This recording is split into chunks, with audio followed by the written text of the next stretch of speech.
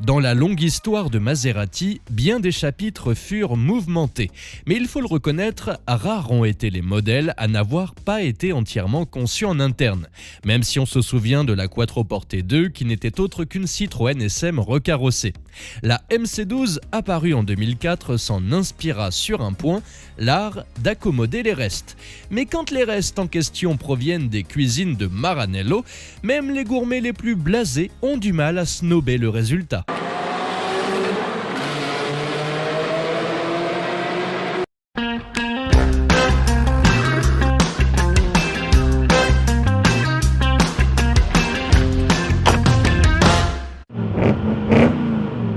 Bonjour à tous et bienvenue pour cette nouvelle vidéo. Tout d'abord, meilleurs vœux pour cette nouvelle année, qu'elle soit bonne et douce. En tout cas, on vous prépare plein de nouvelles choses pour 2023. Vous retrouverez toujours Autoculture le mardi et Autoculture Express le samedi, mais il y aura plein d'autres nouvelles surprises, alors n'oubliez pas de vous abonner pour ne pas louper tout ça. Comme je vous le disais en introduction, en dessous de la Maserati MC12, on retrouve la Ferrari Enzo, supercar digne héritière des F40 et des F50 apparus en 2002.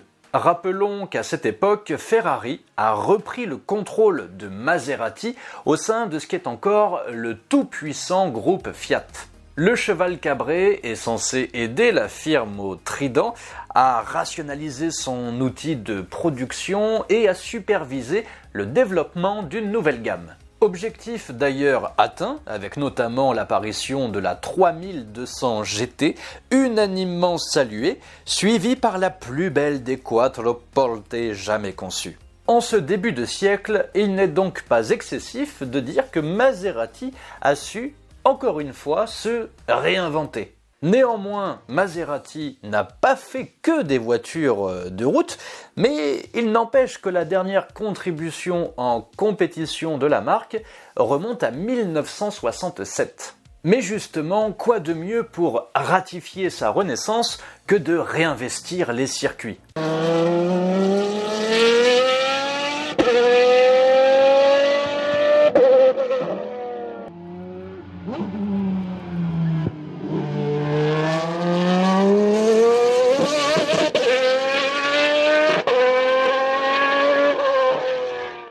MC signifie simplement Maserati Corse, Maserati de course quoi en gros.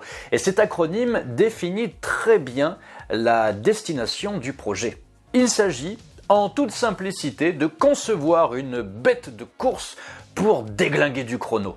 Toutefois, il n'est pas possible de partir d'une feuille blanche et Ferrari va donc fournir une bonne base de travail qu'est la Ferrari Enzo, mais qui elle est avant tout destinée à la route.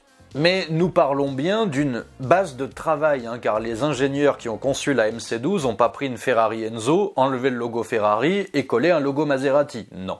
Et même si le pare-brise et le dessin des portières de l'Enzo sont très reconnaissables sur la MC12, les modifications apportées à la structure sont énormes. Sur la base du dessin originel de la Ferrari, Frank Stephenson, qui pilote le dessin de la MC12, parvient à élaborer une longue berlinette à la personnalité indéniablement distincte de l'Enzo, et qui semble finalement presque énorme à côté d'elle. Mais il faut dire que les dimensions de l'engin ont évolué de partout.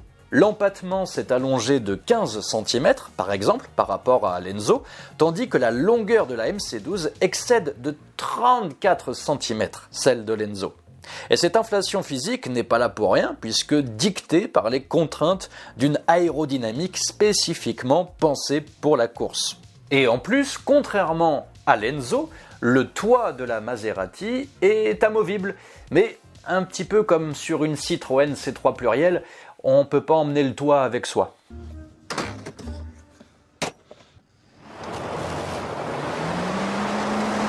Donc on est obligé de le démonter, de le laisser à la maison et puis de partir faire un tour. C'est triste la vie d'un propriétaire de MC12. Mais ce tout petit détail n'a pas franchement refroidi les ardeurs des 50 clients qui se sont précipités entre 2004 et 2005 pour signer le bon de commande. et accessoirement un chèque de 700 000 €. Bien plus rare qu'une Enzo, qui elle aura été construite à 400 exemplaires, à quoi s'ajoute un palmarès honorable avec 40 victoires dans le cadre du championnat GT pour lequel elle avait été construite et dans le cadre duquel on a pu la voir évoluer jusqu'en 2010.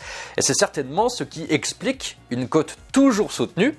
Et à titre d'exemple, une MC12 de route a été vendue pour un peu plus de 2 millions d'euros à Paris en 2018.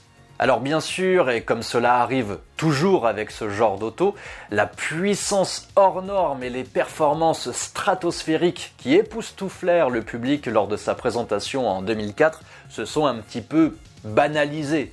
Je mets bien des guillemets sur banalisé.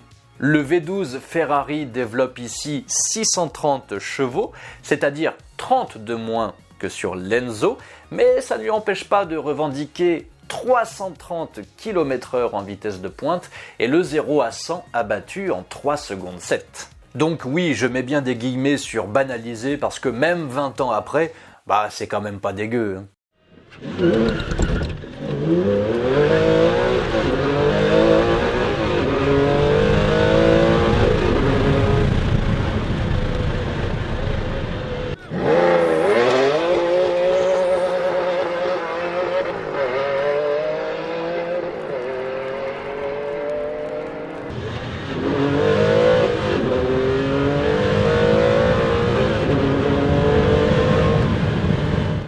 Merci à tous de nous avoir suivis pour cette première vidéo de 2023. Encore une fois, très bonne année à vous. Je vous souhaite tout le bonheur du monde, comme disaient de célèbres poètes aux cheveux tressés et très sales.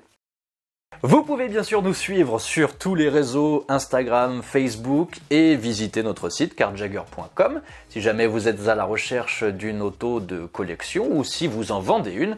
Nous sommes là pour vous accompagner. Vous pouvez retrouver tous nos services donc sur notre site karjagger.com. Et on se retrouve très vite dans la prochaine vidéo. Encore plus exclusive que les plus sélectives des Ferrari contemporaines, la MC12 a visé juste en contribuant très activement à la restauration du prestige de Maserati.